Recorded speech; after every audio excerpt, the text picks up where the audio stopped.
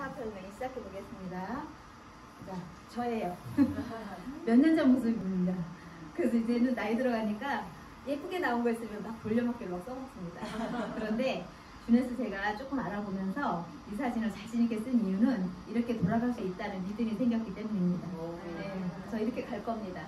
그래서 이게 몇 년 전인데 이 말 너무 멋있죠? 네. 안 되는 일이 있으면 되게 하고 되면 열심히 하라. 그런데 이것도 다 바꿔서 얘기를 하면 열심히 하면 다 되겠죠. 근데 우리는 이제 어쨌든 무에서 유를 창조한다거나 남이 안 하는 그런 일에 우리가 선구자적으로 뛰어든 거잖아요. 그래서 안 되는 상황이 많이 있을 수 있겠죠. 있으면 되게 하고 되게 하는데 혼자 하는 것이 아니라 팀을 이루어서 하는 거니까 그리고 되면 열심히 하라. 제가 저를 다지는 마음가짐으로 하나 임팩트 있게 딱 띄웠습니다. 어제 사실 멋있는 말 이 말 저 말 해가지고 했는데 제가 이제 반 컴맹이에요. 한다고 했는데 자료가 안 나왔어. 자, 이제 시작해 보겠습니다. 뭐 이거는 뭐 그림만 봐도 뭘 얘기하려고 하는지 아시죠? 시대 흐름이 이렇게 변해갔다라는 거. 통신수단도 많이 변했고 교통수단 우리가 살아가는데 우리보다 기기나 문명이 너무 빠르게 발달을 하기 때문에 사실 못 쫓아갑니다. 그래서 우리 아마 민서 사장님, 수현 사장님 이렇게 빼시고는 잠재적인 디지털 치매기가 있으십니다. 50대, 60대들은. 왜냐하면 따라잡을 수가 없어요. 자고 나면 새로운 기술, 자고 나면 새로운 기술 그러는데 그게 어떻게 나중에는 어떤 문제를 야기하면 그래서 우리는 계속 배워야 돼요. 나이가 젊거나 많거나 계속 배워야 되는데 디지털 치매라는 말이 있어요. 그게 뭐냐면 결과론적으로 나중에 그게 계속 흐르다 보면은 사회적인 혜택에서 굉장히 소외되는 겁니다. 몰라서 못 받고 몰라서 활용하지 못하는 우리가 그런 노년을 맞이하면 안 되겠죠. 자, 호모사피엔스 휴대폰 하나로 모든 업무를 다 볼 수 있는 시대 만능이죠. 휴대폰이 잡아먹은 기기들이 얼마나 많습니까? MP3 뭐 계산기, 시계, 뭐 대표적으로 이런 건데 그 외에도 굉장히 많고 또 첨단 기기 기능들은 더 많이 추가가 되는 그런 시대예요. 제가 이제 제 핸드폰이 어르신이에요. 이제 말을 잘 안 들어요. 그래서 좀 바꿔보려고 이것저것 알아보는 중에 폴더폰을 소개를 해주더라고요. 그래서 난 그렇게 첨단이 아니어도 된다 그랬더니 이모 그래도 핸드폰만큼은 가장 앞선 거를 쓰라고 얘기를 하는데 일단 생각을 더 해보기로 했어요. 자, 이거는 영상인데요. 한번 봐보실게요. 시대 흐름의 변화가 어떤 역할을 하고 어떤 영향을 주고 있는지 한번 잠깐 보시겠습니다. 이제 AI 인공지능 로봇도 얘기 많이 하잖아요.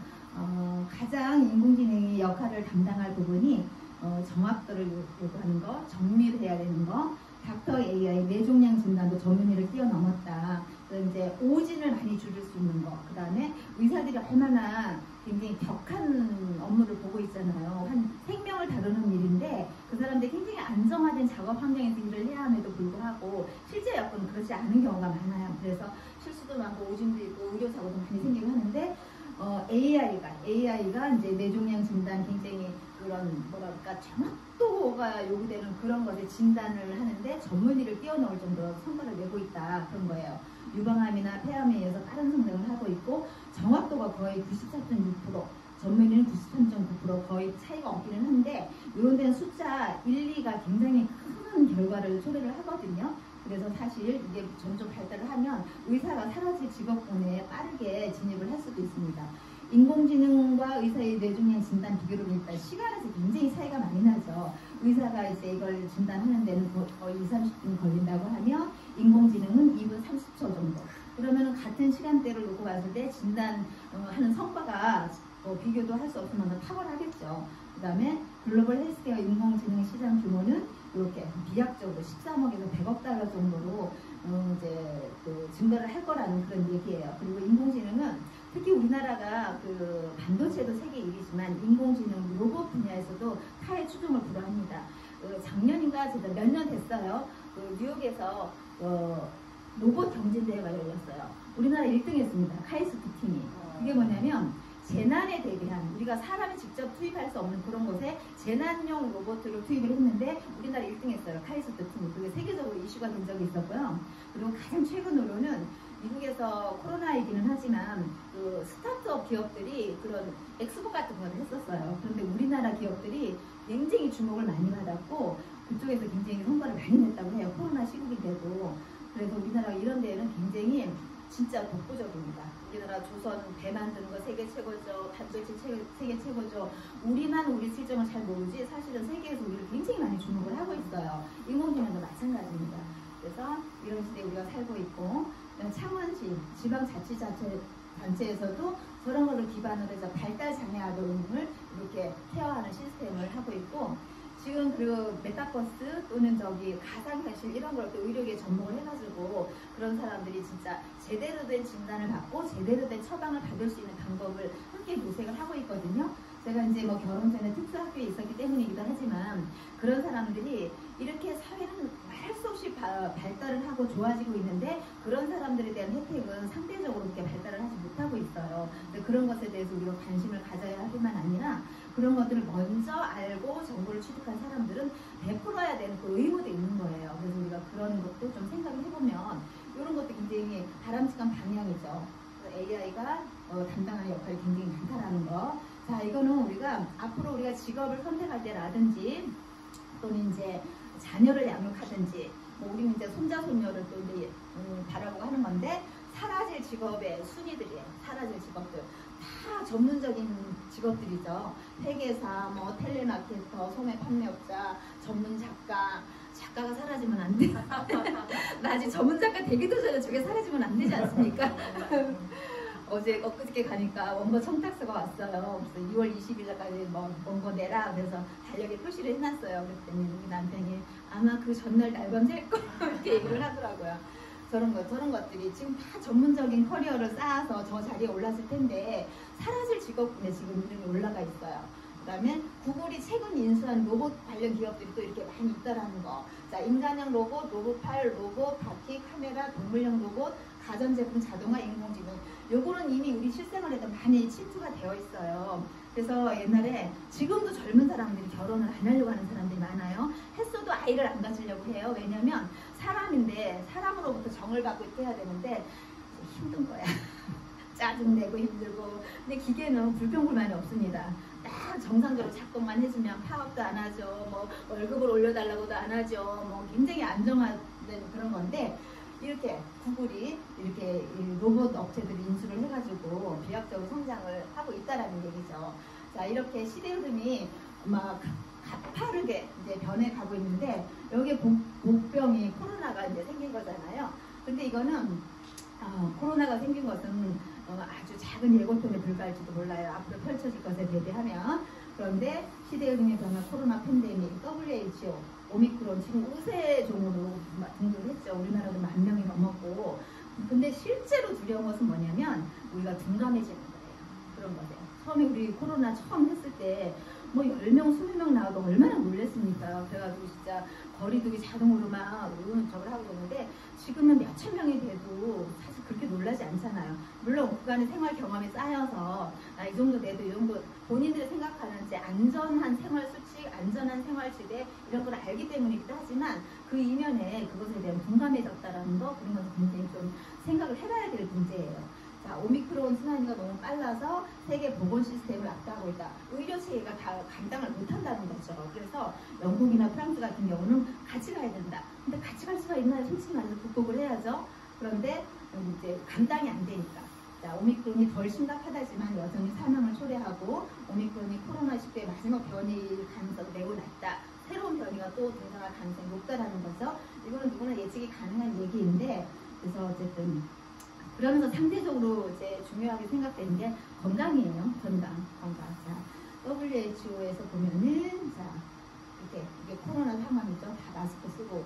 저는 아가들이 마스크를 쓰는 것에 너무 쉽게 적응해서 그걸 쓰고도 이렇게 잘 뛰어노는 것이 슬펐어요. 그래서 얘네들이 저거를 빨리 벗을 수 있었으면 좋겠다라는 그런 생각을 했는데 이제 다른 노력을 하고 있으니까 뭐 좋아지겠죠. 자, 또 시대 흐름이 어떻게 달라지고 있냐면 건강에 대한 관심이 높아지다 보니까 건강에 대해 관심을 가지는 연령대도 상대적으로 낮아졌어요. 그래서 젊은 20대, 30대들도 본인의 그 건강을 위해서 영양제를 챙겨 먹는다라든지 얼리케어 신드롬, 건강 시기가 빨라졌다. 2030 건강, 뷰티 챙기기 열풍. 요거 자체로만 보면 굉장히 바람직한 현상인데 옛날에는 그냥 그 자체만으로 젊음을 유지하고 건강을 유지했었다고 하면 이제는 이렇게 전문적으로 신경을 쓰고 그러지 않으면은 이 연령대도 위험하다라는 얘기겠죠.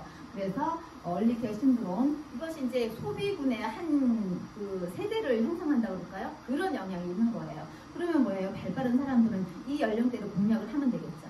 이 연령대는 공략을 하고, 지금 또 이제 소비 시장의 가장 큰 손들이 뭐냐면 시니어들이에요. 시니어들. 어차피 수명은 늘어났고, 그리고 저도 어디 가면 60을 안 봅니다. 네, 맞습니다. 60을 안 봅니다. 근데 뉴스를 봤는데 60대 어르신이라 그래서 깜짝 놀랐습니다. 네, 여기도 60대 남자입니다. 어르신.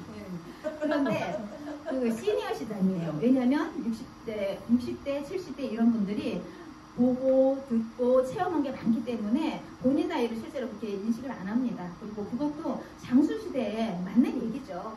그래서 그런 이제 소비층들이 이제 두텁게 변하고 있고, 그런 사람들 어떤 덩어리를 입고 있는 덩어리를. 그래서 거기 잘 공략하면은 돈을 벌 수가 있는 거죠. 자, 면역과 예방이 중요해진 시기다. 예방은 어느 면에서는 다 중요합니다. 안전, 뭐 건설, 뭐 이런 모든 것들 예방은 정말 중요하고, 예방만 잘해도 우리가 돈을 굉장히 많이 줄일 수가 있어요. 제가 가끔 건강에 대해서 무슨 총량의 법칙이 있습니다. 여기 이제 총량 또는 뭐 총질량의 법칙 이게 있는데, 이게 이제 뭐 좀 풍자하는 걸로는 뭐 지랄 총량의 법칙 이런 거 얘기를 하잖아요. 그리고 뭐 잘할 때는 엄마 아빠 선생님 말 듣고 좀 심하게 있다가 얘네들이 이제 자기가 모든 것을 결정하고 판단할 때 막 이렇게 박수홍이 그냥 그 클럽 마니아가 있잖아요. 그 청소년에게 막 눌러놨더니 뭐 나이 50 바라보면서 클럽 마니아가 됐잖아요. 언젠가는 할 만큼 다 한다. 평생에 있어서 내가 놀고 싶은 거, 누리고 싶은 거, 하고 싶은 거 다 하게 된다는 얘기예요. 그럼 여기에다가 건강이라는 말을 넣는다고 치면 사람들이 나는 밥 잘 먹어, 뭐 영양제 필요 없어 얘기를 하잖아요. 우리가 권하다 보면은 필요합니다. 그 시점의 차이가 있을 뿐 필요합니다. 그리고 그 돈을 어떻게 쓰느냐, 어느 시기에 분배해서 쓰느냐, 이것의 차이이지, 사람 일생을 통해서 필요한 건강 유지 비용, 생활 유지 비용, 뭐 사회적인 비용 다 거기서 거기에요. 거기서 거기. 제가 딸이 둘이잖아요. 큰애는 외고를 갔어요. 작은 애는 일반고를 갔어요. 아, 얘는 언니의 교육과 반밖에 안 들겠지. 똑같습니다.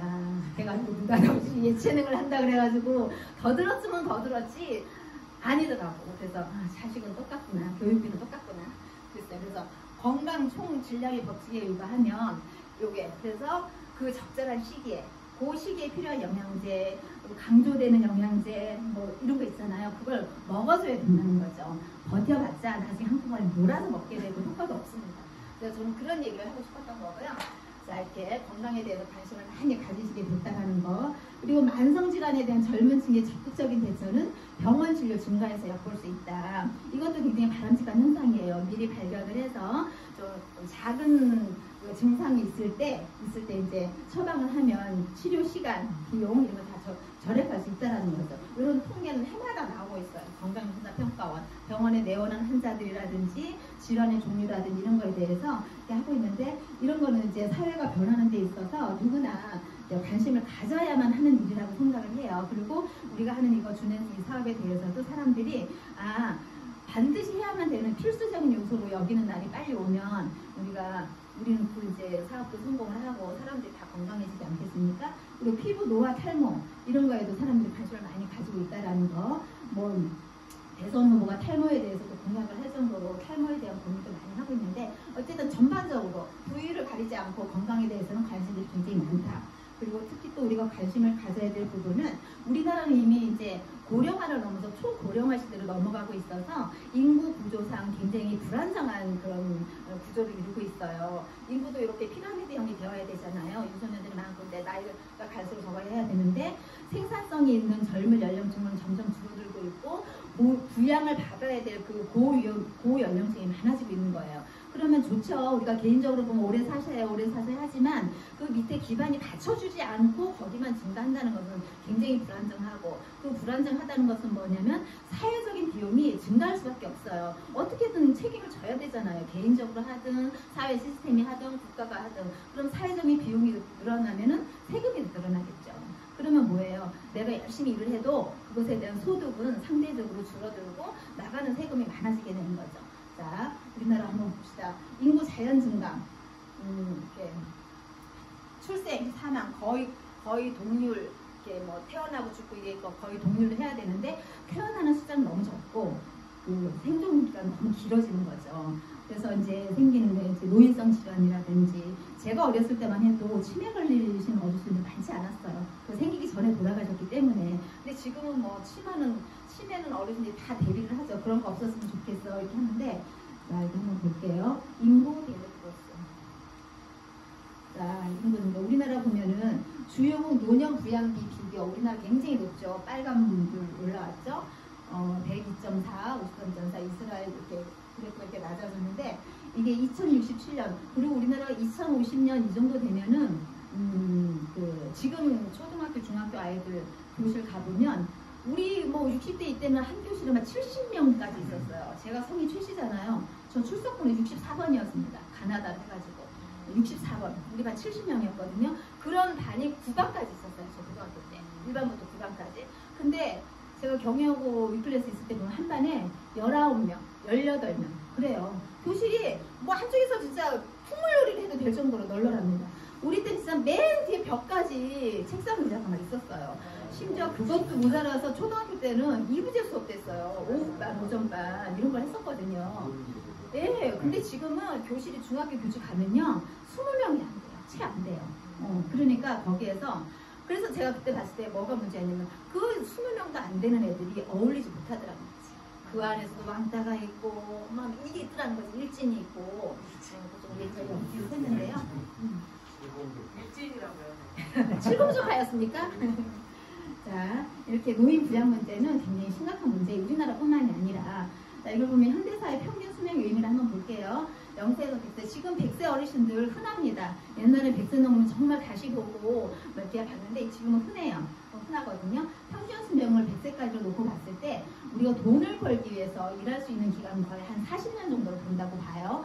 금전 수명이라고 되어 있는 25세에서 65세라고 하는데, 요즘은 25세에서 돈을 버는 시기는 아니에요. 좀 젊은 애들이 취업 뭐 준비 뭐 어쩌고 해가지고 25세 직업전환 안 뛰어듭니다. 괜히 쓸데없이 대학원 가고 졸업 후회하고 그래서 취준생 하는데, 적어도 뭐 그 직업이다라고 말할 수 있는 걸 시작할 때는 27, 8인 것 같아요. 그러면은 이 돈을 벌기 위한 기간은 상대적으로 또 줄어들겠죠. 근데 65세까지 일을 안정적으로 할 수 있으면 복입니다. 사실 그 이전에 이미 막 구조조정이나 아니면 본인 스스로 위기감을 느끼거나 다른 대안을 찾으려고 하는데 없어요. 그리고 한국 사회 구조가 저런 것을 미리 대비하고 찾아보고 준비할 정도로 그런 사이클이 아니에요. 진짜 직장생활들이 그 애환이 얼마나 치열하고, 그렇게 치열하게 사는데 노년이 그렇게 풍족하지 않다라는 것은 사회적으로도 좀 우울한 얘기이기도 하거든요. 자, 그 다음에 직장 수명, 평균 직장 근무. 돈을 벌 수 있는 기간이 40년이라고 했는데 그나마도 평균 직장에서 근무하는 기간이 20년 정도밖에 안 된다는 거죠. 그러면 이 차이, 여기에서 이렇게 나는 이런 기간들이 20년 동안 근무를 했는데 이 35년, 100세까지 가는 이 기간 동안 어떻게 버틸 것이냐, 경제적으로 안정화가 되어 있어야 되죠. 그러면 아무런 준비가 안 되어 있으면 빈곤한 노년이 눈에 불을 보듯 흔하다는 얘기예요. 특히 OECD 국가 중에서 우리나라의 노년 빈곤율이 굉장히 심각합니다. 심각하고 그 중에서도 여자 노년들의 빈곤율이 세계 최고라고 해도 과언이 아니에요. 왜냐하면 의타적이었지. 그때 그 연령대의 어르신들은 남편이 벌어다 주는 돈으로 그냥 살림만 잘하면 되는 이런 거라서 준비를 할 시간도 없었고 필요성도 없었고 했는데 사회는 이렇게 변해버렸다 이거죠. 그런데 그 와중에 또 준비를 한 사람은 누군가는 있단 말이죠. 그러니까 생활의 격차가 벌어질 수밖에 없고 그런 거예요. 그래서 이런 것들 우리가 좀 심각하게 봐야 되고, 자, 그럼 우리가 생활을 이어가려면 소득을 올려야 되잖아요. 그럼 뭘로 소득을 올릴 것인가? 대부분이 직업이죠. 직장 가지고 취업을 하는데 저기 한계는 기회가 제한되어 있고 승진도 제한되어 있고 소득도 뭐 이런 저런 정해진 근무, 이른 퇴직 이렇게 되어 있어요. 그럼 저기에서 저런 한계점에 부딪힌 사람들이 이걸 많이 한다는 거지. 자영업, 창업을 많이 하죠. 창업을 많이 하는데 창업이 사실은 그 백종원이 언제 TV에 나와서 그랬어요. 너무 가볍게 생각하게 쉽게 생각하고 덤빈다. 그게 아니라는 거예요. 자기는 이제 사람들이 성공한 모습만 보고 그러는데 얼마나 자기 그 식당 그걸 하기 위해서 음식하는 게 너무 좋아서 그리고 자기가 창업하고자 하는 그런 식당에 쓰레기통까지 다 뒤졌대요. 재료를 뭐를 쓰는지, 재료 손질하고 남은 찌꺼기 뭐 이런 거 그러면서 분석하고 막 이렇게 한 거였는데 요즘 사람들은 그냥 저거 하면 자본금 어디서 융통해가지고 치킨집 열고 뭐 열고 이렇게 하는 거예요. 그래서 1000회 이상 90% 이상이 실패를 합니다. 그리고 경험이 부족하고 자금이 부족하고 회사 생활 열심히 해서 퇴직금 받으면 뭐해 이런 거 해가지고 순식간에 그것만 잘 관리를 하면서 준비를 해도 될 텐데 그렇지가 않다라는 것이고 그런 것들을 진실되게 알려주고 교육을 하는 게 별로 없어요. 브로커들만 듣고 있습니다. 진짜 악마의 손길만 듣고 가는데 자 여기 한번 볼게요. 이게 우리 현실이에요. 휘몰아치는 4차 대유행 벼랑끝 자영업자들 제가 지난번에도 말씀드렸죠. 강남 종로가 어디예요? 로드샵 대형 그 대로변에 거기가 텅텅 비어있어요. 여기만 해도 옆 건물이 비어있던데요. 앞에 뭐 깔려있고 옛날에는 상상도 못했던 일들이에요. 임대료 아무리 비싸도 거기는 진짜 노른자 상권이었는데 지금은 그렇지 않다라는 거죠. 그래서 지금은 옛날하고 다르고 우리 옛날에 하우스 투어가 있었어요. 집에 돌이 다 묶여가지고 일상생활에서 쓸 돈이 없는 거 지금 빌딩 투어예요. 빌딩 투어. 왜냐면 부동산 덩치가 너무 크기 때문에 매매도 안 돼. 처리가 안 되는 거죠. 자, 자영업자들이 일단 오픈을 해도 3개월 이내에 폐업하는 경우가 많이 있고 또 월급 따박따박 들어오기 때문에 사실 월급쟁이들이 우리 주부들이 생각하기에는 가장 안정적인데 그게 이제 가장 또 발전이 없는 게 또 월급쟁이입니다. 왜냐하면 어영부영 한 달 금방 지나가잖아요. 그럼 따박따박 돈 들어오니까 그렇게 하는데 자꾸 소중한 월급으로는 내 몸 하나 늘 집 한 채 마련하기 힘들다. 그래서 요즘은 이것저것 돈 되는 거 다 하는 엔잡러가 늘어나는 결정적인 이유이다. 왜냐면 집잡만 하는데 뭐 하는데 비용은 증가할 수밖에 없거든요. 월급 가지고는 해결이 안 된단 말이죠.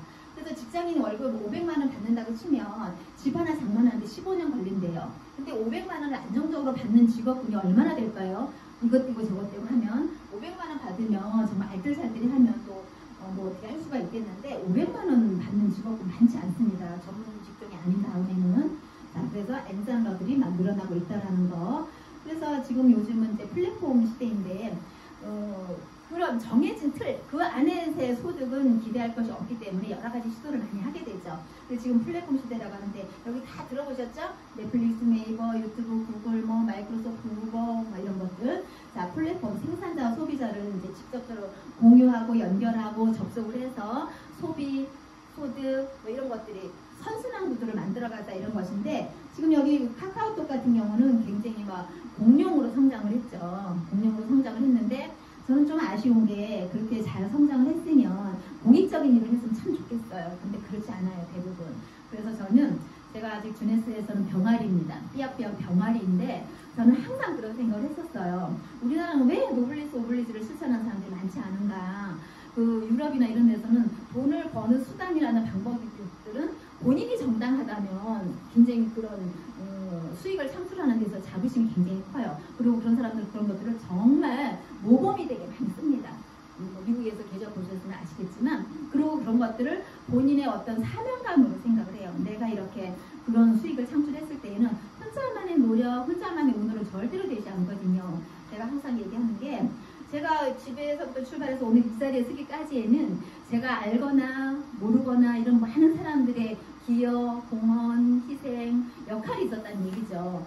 지하철이 정상으로 가동이 됐었고 제가 커피 한잔 마시는데 카페가 문을 안 닫았고 강남은 토요일 되면 문을 다 닫대요. 밥도 못 먹어. 밥도 못 먹어. 그래서 카페에서 커피 한잔 했죠. 예를 들면 그런 거. 그런 사람들이 나를 위해서 존재하는 것은 아니지만 그래도 그런 것들이 사회의 한 구조라든지 시설이라든지 이런 것으로 해서 내가 그걸 활용할 수 있게끔 이제 존재해 준다는 것이 굉장히 감사한 거죠. 자, 이렇게 플랫폼 시대이고 이 플랫폼 뭐냐면 나와 너가 우리 모두가 플랫폼인 거예요. 나도 플랫폼이고 너도 플랫폼 누구나 플랫폼이라는 거죠. 그래서 우리 주네스도 여기에 당당하게 이름을 올렸다는 얘기죠. 자, 플랫폼의 정의를 한번 볼게요. 공급자와 수요자가 참여를 해서 각자 얻고자 하는 가치를 공정한 거래를 통해서 교환할 수 있도록 구축된 환경이에요. 요즘은 플랫폼이라는 말을 붙이지 않으면 말이 안 될 정도로 굉장히 일상화된 용어가 됐어요. 그리고 이런 용어들이 굉장히 빠르게 많은 사람들에게 이제 인식이 된다는 거죠. 옛날에는 이런 게 관여하는 사람들만 사용하는 용어였었는데 지금은 그렇지 않다는 거예요. 자, 사업과 소비를 통한 경험의 공유, 연결. 이게 이제 접속이겠죠. 수입을 창출하는 개인 플랫폼 비즈니스, 네트워크 마케팅 비즈니스. 자, 주네스 이제 넘어가 볼게요. 저는 이 로고가 너무 예뻐요. 너무 예쁘게 이렇게 분수처럼 이렇게 된다는 거. 자, 주네스는 젊음, 청춘. 우리 교과서에서만 봤던 중학교 때 청춘 이는 듣기만 해도 피클을 나는 그 시절에도 피클을 경험을 못했는데 그렇다니까 그래야 되나 보다 했는데 젊음, 청춘. 여기서 말하는 젊음은 신체적으로 나이가 어리다 이렇다는 것보다도 마인드로 저는 해석을 하고 싶어요. 마음이 젊어야 됩니다. 마음이. 젊은 청춘. 그러자면은 마음이 젊으려면은 일단 건강해야 돼요.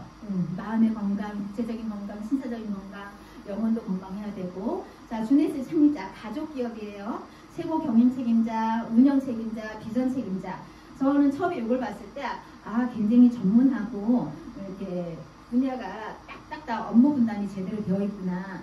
사실 우리 집안에서도 역할이 얼마나 많아요. 그런데 이렇게 글로벌한 회사를 하는데 이렇게 딱딱 전문 분야가 나눠져 있어서 굉장히 좀 안심이 돼, 믿음이 갔다 그럴까 이런 게 있어요. 주네스의 탄생이 되건 이러하다. 줄기세포 배양 화장품, 안티에이징 제품 개발 이런 거, 안티에이징 수명이 늘어난 만큼 사람들은 아름답게 건강하게 이렇게 나이 들고 싶어하는 로망이 있잖아요. 그런 것들에 딱 부합한다라는 거. 미국 플로리다주 올랜드에서 이제 9999 이런 시기에 오픈했다라는 거 뭔가 의미가 있겠죠? 이제 10, 9 뭔가 완성을 향해서 나아가는. 그래서 아마 10을 넣지 않은 것은 10을 향해서 가는 거의 노력의 여지를 남겨둔 공간이 아닐까 혼자 해석해봤습니다. 자, 이렇게 양력 같은 거 있어요. 어떻게 시간차별로. 자, 그 다음에 이제 그 주네스의 그 수익 낸 거예요. 6년 만에 1조 원의 매출을 달성을 했다라는 거. 성장 그래프 보면은 대체적으로 이런 성장 그래프들이 보면은 요 정도로 이렇게 성장하는 이런 것도 굉장한 성과입니다. 사실 기업 측에서 보면 보세요, 막 2배씩 막 이렇게 뛰어가잖아요. 이건 뭐냐면 제품력이 받쳐줬고 그만큼 마니아층이 있고 매출이 극대화 됐다는 건데 많이 팔았겠지. 현대인들은 굉장히 똑똑합니다. 기업도 똑똑하지만 소비자들도 굉장히 똑똑합니다. 그래서 또 비교할 수 있는 부분이 굉장히 많아요. 미네에서 그거 나오니 여기도 있어 저기도 있어. 그래서 경쟁력이 탁월하지 않은 이런 매출을 절대로 올릴 수가 없습니다. 그래서 10억 달러 매출을 기록한 기업들을 보면은 애플이 6년 걸렸고 페이스북이 6년 걸렸고 아마존 4년, 이베이 7년, 구글 5년 이렇게 했는데 주네스가 6년여 만에 1조의 매출을 달성했다라는 거. 이거 이제 눈여겨보시고요. 자, 주네스 미션. 제가 이거 미션 굉장히 좋아한다고 그랬죠. 제가 이제 여기를 오기 전에 15층을 먼저 올라갔는데 딱 있었어요. 원팀, 원패밀리, 원주네스. 참 너무 따뜻한 날이었어요. 그리고 기업의 생리는 이익이 극대화하기 때문에 그런 서정적이거나 정서적인 슬로건 없습니다. 아주 굉장히 전투적 이런 게 있거든요. 근데 여기 주네스 가족은 가족이라는 말이 얼마나 따뜻해요. 서로의 역량을 강화시키고 잠재력을 최대한 발휘할 수 있도록 하며 사람들에게 보다 좋은 모습, 보다 좋은 느낌을 갖도록 도와줌으로써 세상을 긍정적으로 변화시킵니다. 여기 이제 키워드 있어. 가족, 잠재력, 변화. 변화는 모두에게 필요합니다. 근데 변화에는 불편함이 따릅니다. 안 하던 거 해야 되고, 안 하던 생각해야 되고, 안 하던 습관을 들여야 되고, 이 변화를 받아들이면 따라오는 게 뭐예요? 성장, 발전, 결실 이런 거 있잖아요. 그래서 주네스 미션 저 굉장히 좋아합니다. 그리고 제가 하고 있는 일에도 일맥 상통하는 부분이 있고 이거는 굳이 주네스가 아니라 하더라도 우리가 여러 분야에 활용하거나 운용할 수 있는 그런 말들이에요. 그래서 말 너무 좋습니다. 제가 이런 곳에 와서 일을 할 수 있게 된 거, 이런 기회를 마련해 주신 분에게 감사함을 느끼게 되죠. 자, 이거 영상 한번 잠깐 보시겠습니다.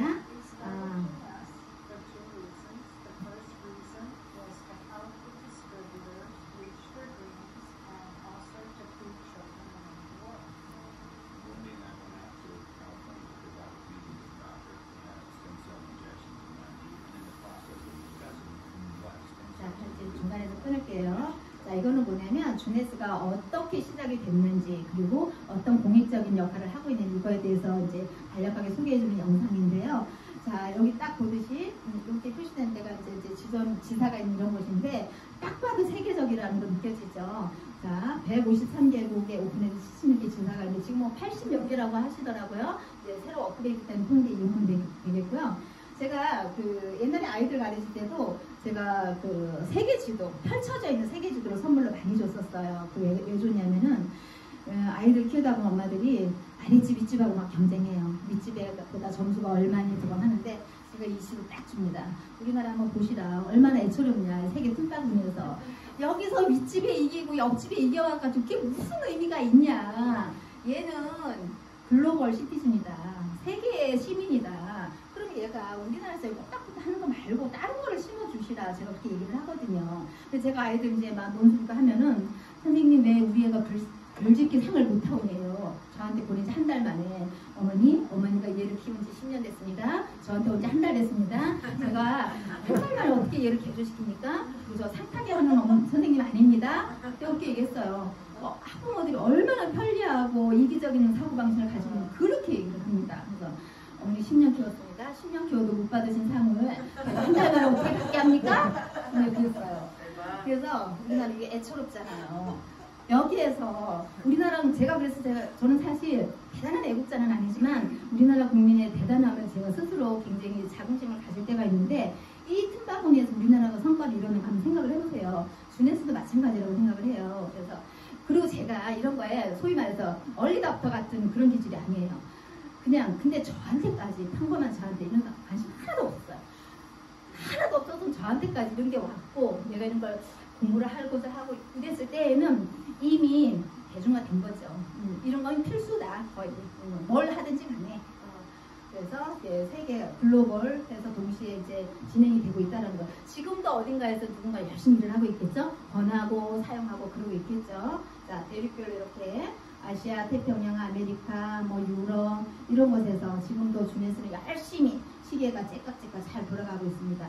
그 중에 우리도 일원이라는 거, 우리도 주네스의 발전과 성장에 당당히 한 몫을 하고 있다는 거 자부심 가져야 됩니다. 그리고 글로벌 비즈니스 플랫폼, 주네스의 글로벌 비즈니스, 상상 속의 글로벌 사업기회, 주네스 글로벌 비즈니스 플랫폼. 어디 가서 우리가 개인적으로 가서 글로벌 택도 없습니다. 여기 왔으니까 그런 거죠. 그래서 이제 그 첫발을 내딛는 거 있잖아요. 그런 것들이 접할 수는 있어요. 뭘 접하든 접할 수가 있어요. 제가 이걸 네트워크 마케팅을 접했다고 보면은 가만히 있으면 뭘 해도 누군가로부터 권유를 받아서 직접 했을 것 같아요. 근데 첫 시작이 글로벌이라는 것에 대해서 좀 자부심을 가집니다. 전 세계 어디서나 실시간으로 회원 등록이 가능하고 전 세계 어디서나 원하는 때에 제품 주문이 가능하고 이거 굉장히 중요합니다. 원하는 때. 갖고 싶을 때 가져야지. 저 대표님 강의 들으면서 제가 제일 무서운 말이 뭔 줄 알아요? 그 말이 제일 무섭다는 거 알았습니다. 넥스트. 다음에. 원하는 때. 먹고 싶을 때 먹어야지. 가고 싶을 때 가야죠. 전 세계 어디서나 원하는 때에 제품 주문이 가능하고 어디서나 비즈니스처럼 제품을 제공할 수 있는 플랫폼. 이게 뭐냐면 우리가 컨트롤 타워라고 하잖아요. 한 곳에 딱 중심을 정해놓고 일관된 지침과 공지사항에 의해서 일사불란하게 움직이는 거. 뭐 여기 가면 이 지침 따르고 막 이거 아니라는 거죠. 전 세계 어디서나 비즈니스 산업과 제품을 제공할 수 있는 플랫폼 공부를 하고 있다. 그 다음에 어디서나 수당을 지급받을 수 있는 솔루션을 보유를 하고 있다는 거. 요 네 가지만 보더라도 그 글로벌 기업으로서의 그 면모가 보이죠. 자, 2018년, 2019년 올해 다국적 기업상 수상했다. 여러 가지 수상 실적이 굉장히 많이 있지만 특히 이것이 부각된 이유는 제가 찾아보니까 기업의 사회적인 책임이 굉장히 충실했다. 사회적인 책임감, 그 다음에 소득의 분배, 참여 이런 것들을 해가지고 이게 이제 독일의 그 경제 전문지예요. 이런 곳에서 이런 상을 받았다라는 거. 상은 무엇이든 다 좋죠. 그런데 어느 기관에서 어떤 이유로 상을 받았는가가 또 중요합니다. 그래서 이것도 제가 자랑스럽게 생각하는 부분이고요. 상 굉장히 많이 받았어요. 12개 부문 수상, 뭐 여기 트로피 보니까 뭐 900 몇 개 받았다고 하는데 이건 일일이 뭐 다 열거하지 않더라도 요 한마디면 다 될 것 같아요. 지금은 뭐 1000개가 넘었을 거다라고 하는데 제가 지난번에는 말씀드렸듯이 이렇게 상을 계속 받는다라는 것은 머무르지 않겠다라는 거죠. 정지되어 있지 않다라는 거, 계속 소비자가 원하는 게 뭔지, 더 좋은 혜택을 줄 게 뭐가 있는지, 어떤 부분을 보완해야 될지 계속 연구한다는 거죠. 그래서 같이 이미 성장 어느 궤도 올라갔지만 더 성장할 거리를 찾는다라는 얘기죠. 저는 그래서 굉장히 긍정적으로 받아들였습니다. 984개 상 받았다라는 거. 그리고 이거는 그 수익자 비즈니스 포럼이라고 해가지고 세계적으로 고수익을 받는 사람들 이런 리스트인데요. 가장 고수익을 많이 받는 사람이 64명이 있고, 그 다음에 이거 성장 가능성, 향상할 가능성이 있는 랭크 3위이다. 물론 이 순위는 다른 회사도 가만히 있지 않으니까 엎치락뒤치락 할 수는 있겠죠. 그러나 이렇게 통계에 잡힌 것만으로도 사실은 대단한 겁니다. 그래서 우리가 그런 곳에서 몸담고 일을 한다라는 거. 우리 많이 알고 있는 코웨이 우리 한국 기업 한번 볼게요. 자, 고소자 없죠? 그 다음에 이 링크 그 성장 가능성 248위. 세계 기업이 많은데 248위도 대단하다면 대단할 수가 있는데, 자, 그럼 사회공헌. 저는 이 부분도 굉장히 높이 평가를 했습니다. 어린이는 어느 나라에 있든 어느 환경에 있든 보호받아야 되고 존중받아야 되고 안전하게 성장해야 돼, 성장시켜야 될 책임이 있어요. 근데 현실은 그렇지 않잖아요. 자, 주네스 칠드런, 주네스 키즈 해가지고 아이들의 교육 환경, 성장 환경 뭐 이런 것들을 지원을 한다라는 거. 그래서 아이들이 이렇게 혜택을 받을 수 있도록 아이들이 참 가슴 아픈 얘기 엊그저께 있었죠. 두 달 된 아이를 어디 때릴 때가 있을까요? 그런 아기를 갈비뼈가 부러진 채로 병원에 왔고 결국 사망을 했죠. 저는 그럴 때 어른으로서 내가 모르는 아이지만 어른으로서 너무 미안합니다. 너무 미안하고 슬프고 그렇거든요. 그런데 이 주네스가 어쨌든 세계 각국에 있는 열악한 아이들을 찾아내서 이렇게 교육적인 환경이라든지 성장 환경, 생활 환경을 개선하는 이런 사업에 동참하고 있다고 해서 이 부분도 굉장히 저에게 이제 자부심을 준 거고요. 이건 여기 이렇게 위치했다. 이게 됐죠? 원팀, 원패밀리, 원주네스. 여기 있습니다.